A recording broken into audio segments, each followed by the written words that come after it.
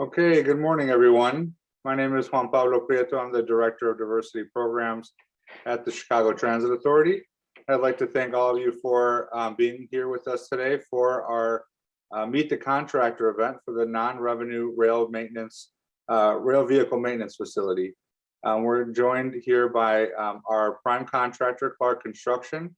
And again, we want to reiterate the commitment that CTA has to ensuring that our contractors and our workforce on our contracts reflect the community that we serve.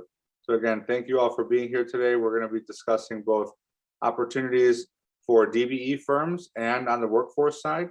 So please use the chat function or the Q&A function, excuse me, to send any questions that you may have, and we can answer them at the end of the presentation.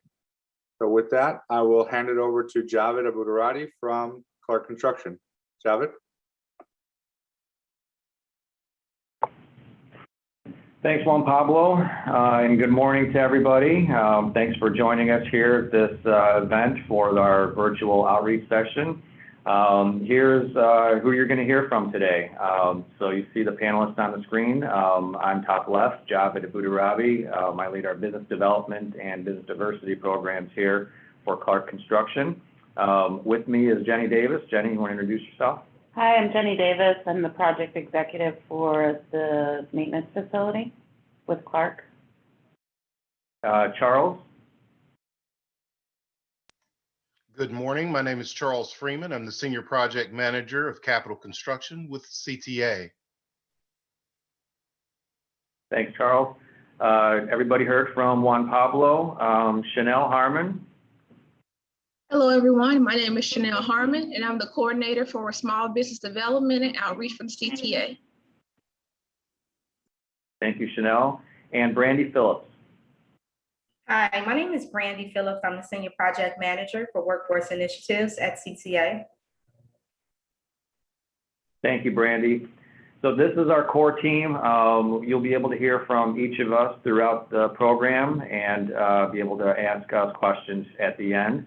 And hopefully, as we progress through the rest of this year and we continue through recovering from COVID and environmental circumstances, hopefully we can do this in person at some point. But in the meantime, taking advantage of our virtual abilities and be able to share with you a little bit about the project today. Back in 2000, let's see, it would have been fall of last year, we put together a robust team of design and sub-consultants in order to pursue this project.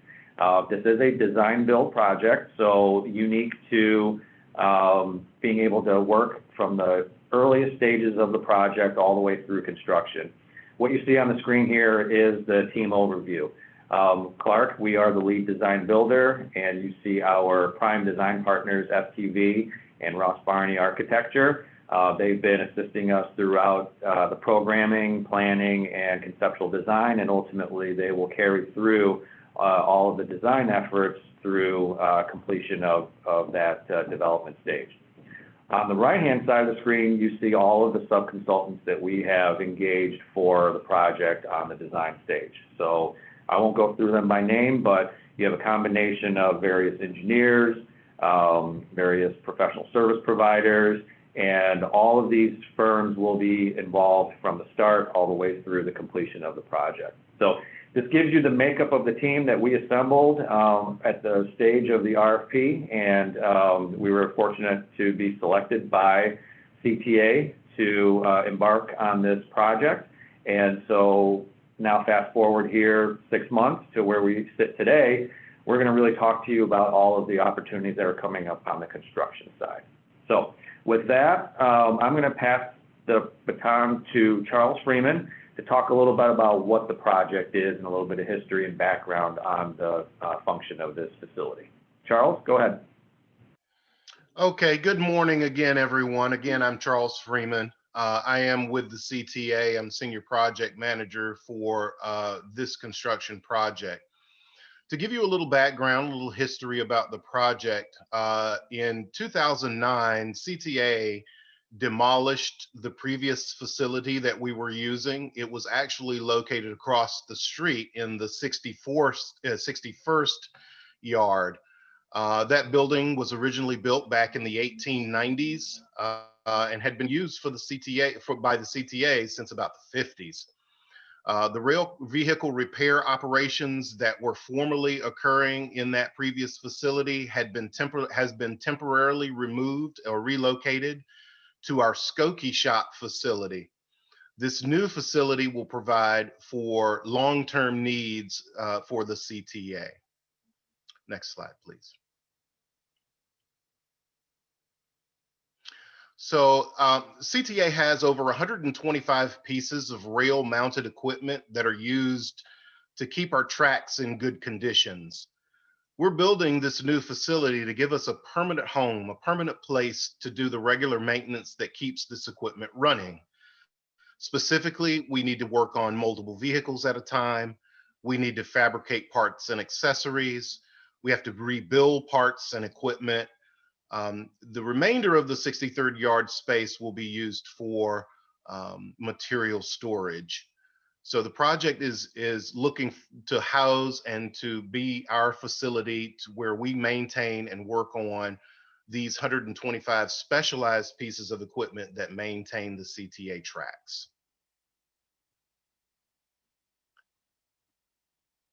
Jenny, would you like to talk about the project overview a little bit? That'd be great. Thanks, Charles. Good morning. I'm Jenny Davis again. I'm heading up the construction and design of the facility for Clark and our design build team. Currently, we are in the design phase of the project, and we're looking to start construction at the end of the year. The facility is approximately just under 70,000 square feet. It's a precast structure. It will contain a number of overhead cranes, paint booths, a blasting booth, offices, lunchrooms, restrooms, basically everything to maintain the vehicles that Charles was referencing.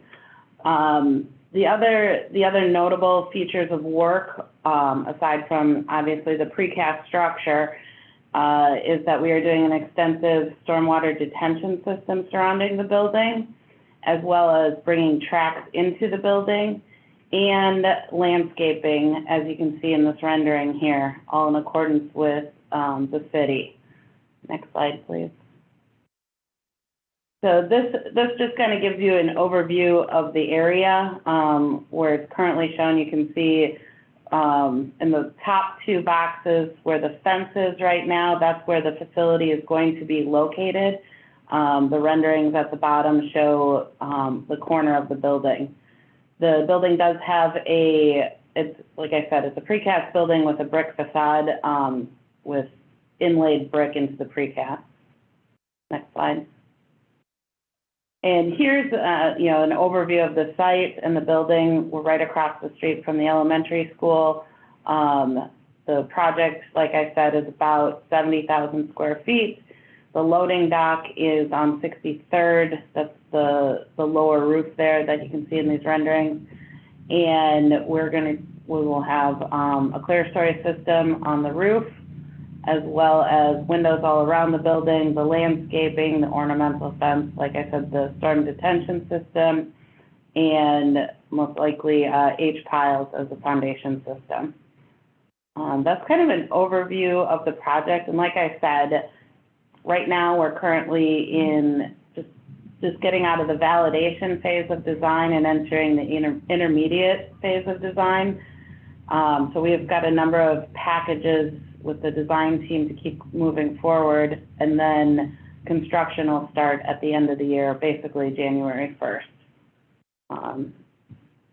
I think that's all I have for the overview of the construction. I think I hit on, the type of building it is, and just keeping in mind that it's in an active yard. So our main goal is to keep the warehouse that's located way in the first picture in the back operational the whole time. I'll turn it back to Javed. I think Chanel and Brandy can talk a little bit about the goals for the project. All right, hello everyone. Again, my name is Chanel Harmon, coordinator for Small Business Development and Outreach. We work to ensure small businesses certified as DBEs have a fair opportunity to participate on CTA contracting opportunities. The CTA is committed to the growth and development of the disadvantaged business enterprise community and its ability to compete in the general marketplace. We set DBE goals on a contract by contract basis. For this particular opportunity, there's a 30% DBE goal for the design portion and a 27% for construction. The DBE must perform a commercially useful function and be certified through the Illinois UCP. And I'll pass it along to Brandy to cover workforce. Good morning, everyone. My name is Brandy Phillips. I'm the Senior Project Manager for Workforce Initiatives at CTA within our diversity department.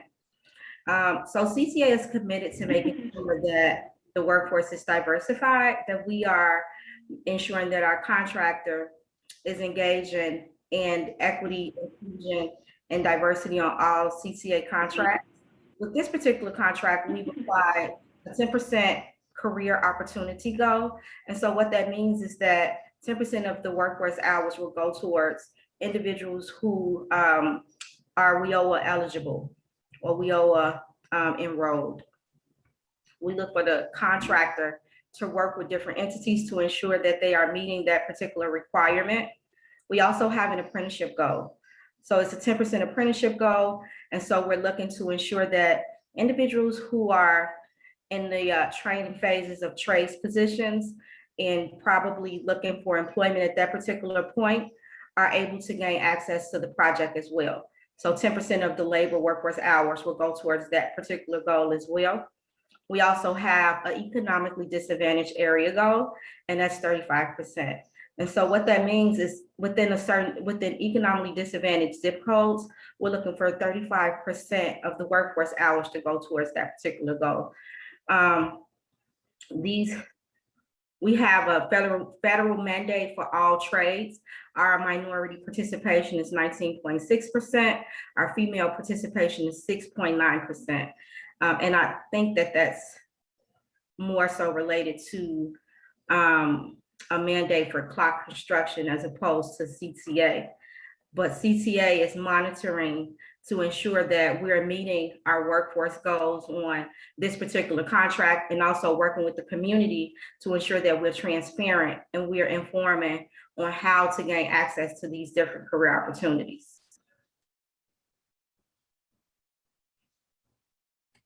And with that being said, I think Javed, you can hand it back over to the next panelist. Thanks, Brandy. Thanks, Chanel. We'll talk a little bit more about our DBE and workforce process here further in our discussion. So currently, the next thing I want to talk to you a little bit about is our schedule. And Jenny touched on it a little bit, and so here's a snapshot of where we are today. We were awarded the project back in early 2021 and received our notice to proceed. So we are in the middle of our design and pre-construction efforts currently, which will really continue through the end of the year and conclude first part of 2022. You see the green bar signifies the actual construction on-site work, and that'll kick off at the beginning of 2022 and ultimately last for approximately about 15 months into the first quarter of 2023. So really our focus is currently for the next 6 months, getting all of our bid packages issued and locking in all of our subcontractors, and then ultimately transitioning at that stage to our workforce efforts so that we're prepared once we hit the ground running in early 2022. You see that breakout of from June through March of next year, the progression of our bid packages. And we'll start to break that down here in the next few slides, but there are 5 categories of bid packages that we're going to be issuing all of the trades for the work in, starting from bid package A, which is going to really kick off now as we speak, all the way through bid package E and the final finished trades through beginning of next year. So to break down what these bid packages consist of, we've listed these out here on the screen. So Bid package A, I really want to focus the next few minutes on. These are the early critical trade packages. Probably the most significant from not only a dollar standpoint, but also because these have the longest lead time, especially with market volatility today, with commodity pricing and material pricing.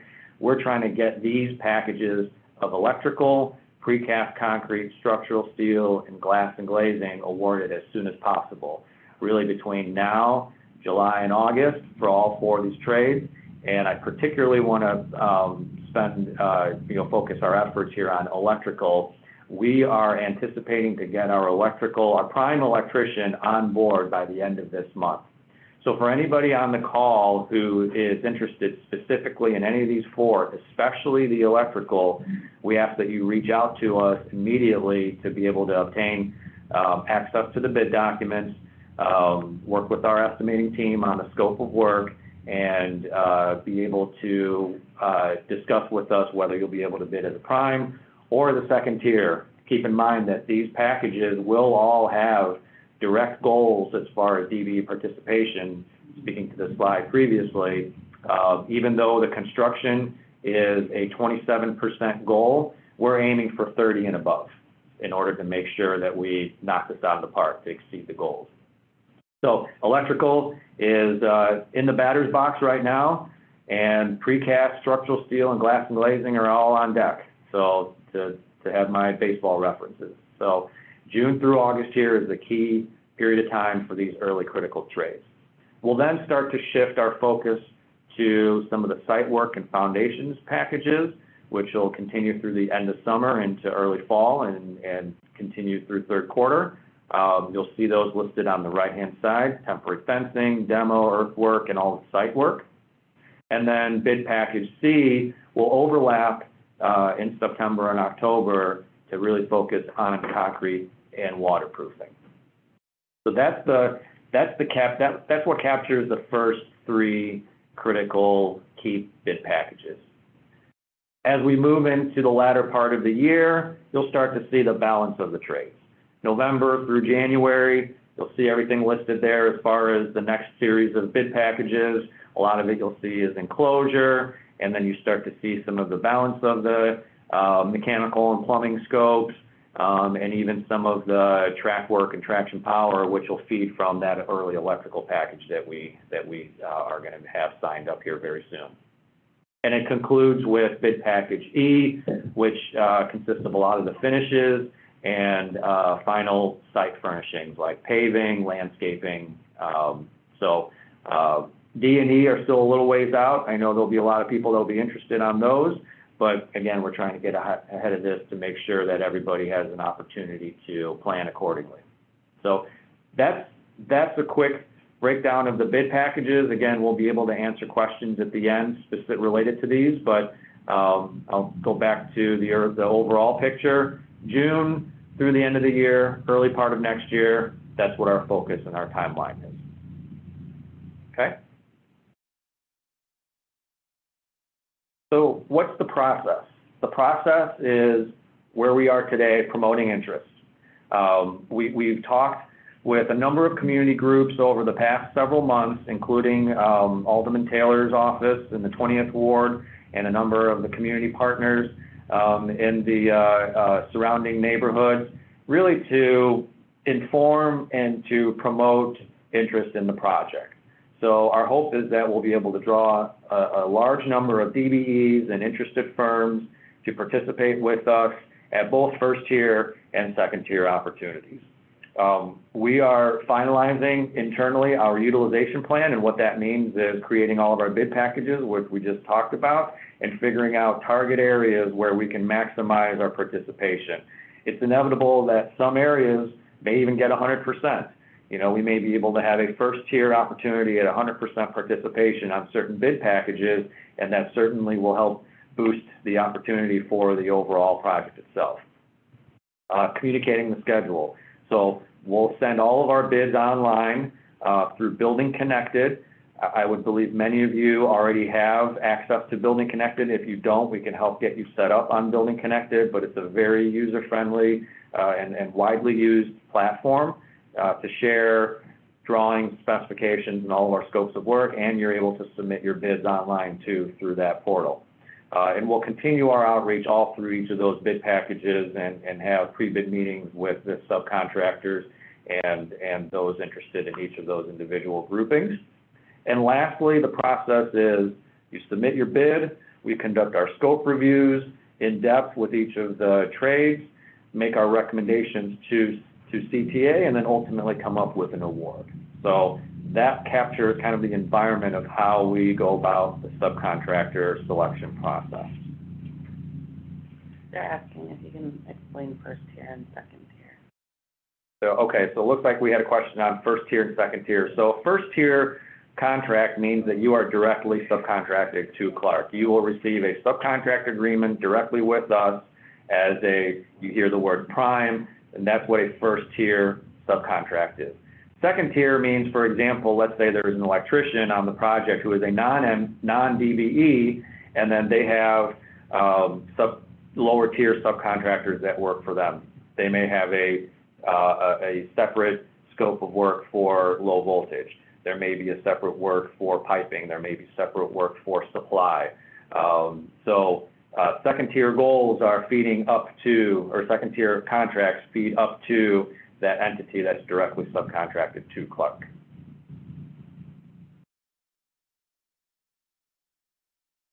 Soon after we complete our subcontractor selection process, the workforce process starts. Now this is the actual on-site participation.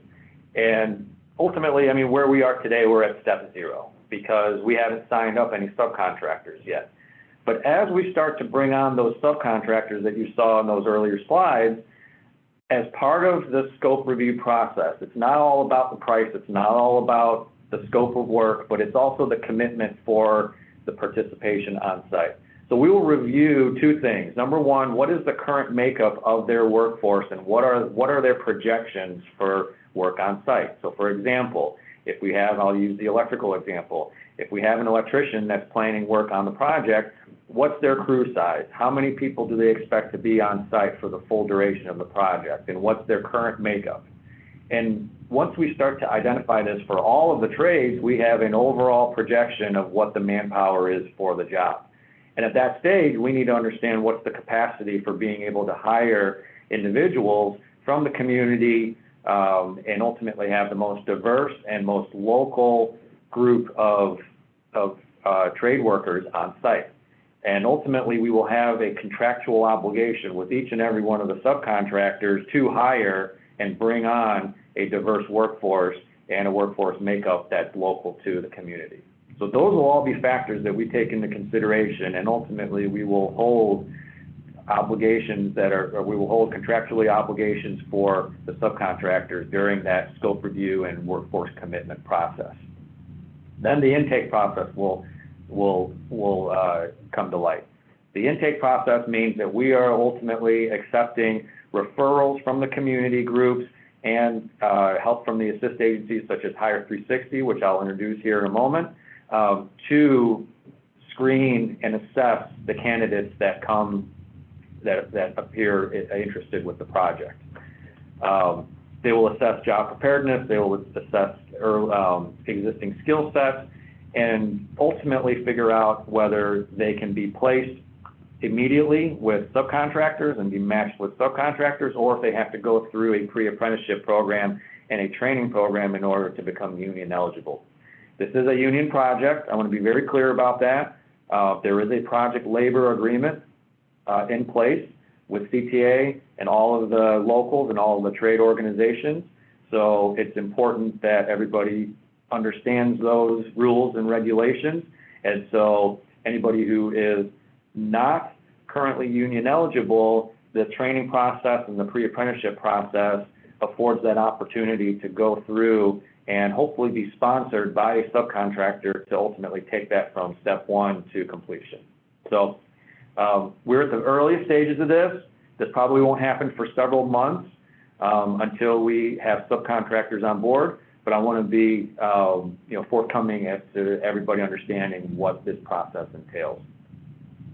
In the outreach itself, Brandy talked a little bit about the overall goals as far as both the WIOA, which is the career opportunity, the apprenticeship, and the economically disadvantaged zones. We've really honed in even further on that. And you see here in this diagram, our tier 1 focused outreach is in the surrounding community. While there's probably hundreds, maybe even thousands of zip codes that would apply to this project across the country, because this is DBE, this is the rules don't limit you to just the surrounding area. We are focusing on the surrounding area because ultimately that's where the biggest impact is going to be. So we are going to start with the 20th Ward and the surrounding zip codes that you see here, and then start to expand and branch out through other zones throughout the city, and then expand further to the greater Chicago area and beyond. So that helps us to really focus in on the community zones, really helps us focus on the people that could be best served by working on this project, and maybe even career opportunities beyond. I do want to give recognition to 3 groups that we've already initiated discussions with, who are located right in the neighborhoods here: Project Hood, Teamwork Englewood, and the Woodlawn Chamber of Commerce. As recent as last week, we were able to engage in meetings with all 3, and just to begin the information sharing and search for candidates when the project starts to really kick off towards the end of the year. So appreciate everybody's help in these groups. And I also want to recognize Hire 360. Hire 360 is actually working with CTA currently on all of the RPM work on the north side. So they are very familiar with the process, and they will also be engaged in the efforts to recruit, intake, assess, and place workers that will be involved on the project here. Sam Boynes is the workforce representative. The contact information is here on the screen. We'll certainly share this information at the conclusion of the presentation, but we are partnered with Hire 360 to help with the workforce and with the subcontracting effort.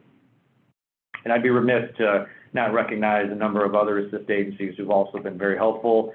HACIA, BCOE, BCU, they've all been, we've had numerous conversations with them throughout the course of these last several months to identify candidates and to identify interested firms. So we want to continue to work with our partners here, FWC, Chicago Urban League, to find candidates, both from the subcontracting side and on the workforce side. One other interesting note about this project, we are partnered with the International Bank of Chicago, who is a minority financial institute. All of the payments that CTA will provide to the project, all the project payments, will go through International Bank. And in addition to that, we have partnered with them on their small business loan program, where any small businesses, any subcontractors that are looking for financial assistance, they can inquire with International Bank about their loans and their financial guarantees, and the project will ultimately help to pay for any origination fees to basically make that a no-cost option to small businesses interested in those services. So kind of an added incentive in order to direct your opportunities to International Bank. And also, we've had a long time relationship with the Community Insurance Center. Matt Cooper has been a friend of ours for a number of years, dating back to projects. Actually, our very first project with CTA on our substations work, we had our very first contract and our very first bonding contract with Community Insurance Center for our environmental firm. So they've been providing financial services on projects for Clark for years. So I wanted to recognize both of these institutions as opportunities for financial services and assistance. Lastly, our strategic partnership program. I believe I saw some familiar names on the attendee list here. Some of you have gone through the program. I know there's many who want to register for our upcoming strategic mentoring and training for small businesses. What this program is a 6-month semester where we cover what you see on the screen. I mean, ultimately, it's the fundamentals of construction management, both from the business side and on the pre-con and on the operational aspect. We kick off in September, so right now is the ideal time to reach out and learn a little bit more about the program, and also to register with us. The enrollment period really isn't from now through August. So September is our kickoff. We conclude in March, and here are the details. We graduated in April through our virtual classes, our previous graduating class. Second quarter, third quarter recruiting and enrollment will kick off in September. Every Wednesday from 6 p.m. to 9 p.m. It's an intense set of coursework that we cover all the business fundamentals, and then we conclude in March of 22 with our graduation. So Jenny is one of our instructors, and we have basically taught by mostly Clark project managers and executives, but we also have a number of our clients and partners assist throughout the semester, including CTA, been a long-time sponsor and a long-time participant with us. So we encourage you to take this opportunity not only to sign up about the project specifically, about the maintenance facility, but also to be part of our FPP for the next class. We actually are looking to roll out, would be the first time we do this, a hybrid model where we have the best of both worlds of being in person, but also doing it virtually too, from the comfort of home or office or wherever you choose. So the 2020-21 class, obviously due to COVID, we were 100% virtual. Every class prior to that was in person. The hybrid model should take the best of both worlds. So I'm going to conclude with just putting our contact info on the screen again. Take a snapshot, write it down. We're always accessible to discuss the project further and any other opportunities with, frankly, Clark or CTA. I can tell you CTA has a robust pipeline of work that's currently active and coming up, and we certainly would love to talk to you about opportunities here on this project and beyond. So with that, I'm going to turn it back over to Juan Pablo, and JP, if you have any other closing comments, I'll take it back to you. Thanks, Javed. Not sure if I am appearing on the screen. I think I'm having a little issue with my camera here, but again, thank you to Clark Construction and to the CTA staff for joining us today. And we're going to open it up for questions and answers. So I'm going to turn it over to Chanel to walk us through the questions that have been submitted. If you have a question, please throw it into the Q&A. If you'd like to speak, just raise your hand. If you'd like to speak your question, raise your hand and we can unmute you so you can ask your question out loud. But Chanel? All right, thank you, Juan Pablo. So for the first question, it says, how can I enroll in the Strategic Partnership Training Program? Perfect. You see my contact info, direct line and email. Reach out directly to me. I am the director of the program, so all roads of enrollment and registration start and end with me. So go ahead and reach out to me directly. Would be interested to understand a little bit more about your business, get to know you, and go from there. Okay, thank you, Javed. Our next question, whom will we speak with in regards to the Workforce Development Apprenticeship Program? That is best suited with Sam Boynes, who is our representative from Hire 360. He has a whole team of workforce representatives that are engaged with all of the various training programs that exist here in our market. And I think a lot of the questions will be related to what trade are you looking to enroll in, what union representation, current skill set, current background, all that information. So I can go back. Well, first of all, we're going to share this with everybody who attended, so you'll have all of our contact info and all of the other slides to go back to. But if I can, see if I can get us back to the slide with Hire 360's contact information. There we go. Sam Boynes is the workforce representative for that. Okay, thank you, Javed. Says, will an email be sent out with the contact info for who we should reach out to for the bid invitation from Clark? Yeah, bid invitations will be sent trade by trade through Building Connected.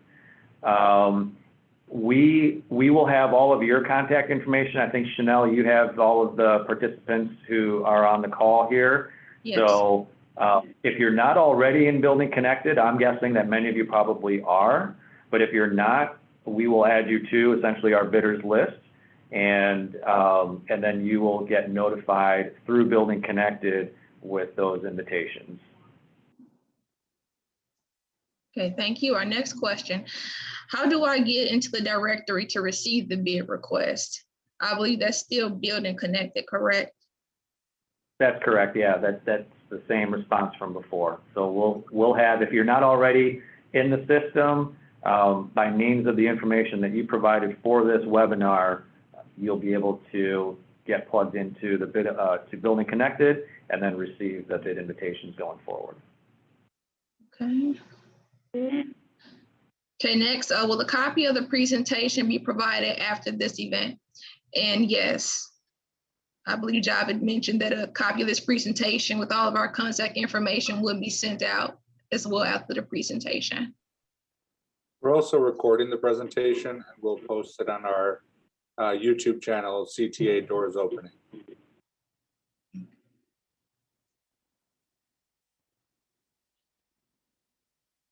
Next question, when you state accepting referrals from the community, how are you defining community? So the community, let me take you to the slide. This one probably shows it best. I would define the community here in this first tier, the focused outreach of the zip codes that surround the project site. This is the 20th ward is where the project is located. And zip codes that we show on the map here even go beyond that. It's what we would call the surrounding zip codes. So this is our primary focus. This is probably what we would see as the most impactful area in order to represent the project. And then our outreach would go beyond that to other parts of the city. But again, Hire 360 will help with collecting and really doing all of the candidate intake and working directly one-on-one with each of the candidates. Okay. Our next question, if I am a supplier for electrical contracting, how can I participate? How can I contact the electrical contractors that are bidding? So it's a good question. So as a supplier, this kind of goes back to that earlier question as far as first tier, second tier. So a supplier would be a second tier, meaning that they would bid to an electrical contractor. We can connect with you directly and let you know who the interested first tier or prime bidders are for the electrical work, so you can reach out to them individually and share your scope, share your supplier info. Okay, and then we had a hand raised. It's Miss Edwards, so I'm gonna allow you to speak. Give me just a moment. Okay, Miss Edwards, you had your hand raised. Feel free to ask your question.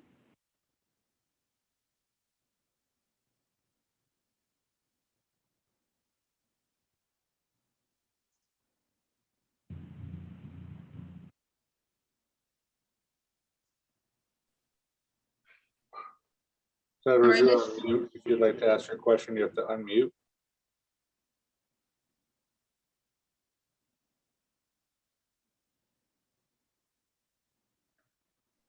So we can come back Okay. to that. Okay. Okay, we'll come back to you, Ms. Edwards, but if you're not able to unmute, feel free to drop that question in the Q&A box. Our next question is, will it be a LED project? I can take this one. No, this is not a lead project, but we are working to obtain the 100-point sustainability goals set out by the Department of Planning. We're currently working with our design to try and meet those goals. You. In regards to track work, is it known yet if there will be thermite wells installed? I believe there is some welding, but I would have to look into that a little bit further. It's basically 4 sections of straight track going into the building. There's 5 maintenance pits in total that the track runs over, and then about 80 feet into the yard on a concrete approach. But I'd have to look into the details on the specifics for welding. Next, are there any professional service opportunities in project management? Regarding the professional services side, that was all captured with our design team during our RFP. We had to assemble all of that back in late 2020. So unfortunately, all of the opportunities here that we are looking at are strictly construction.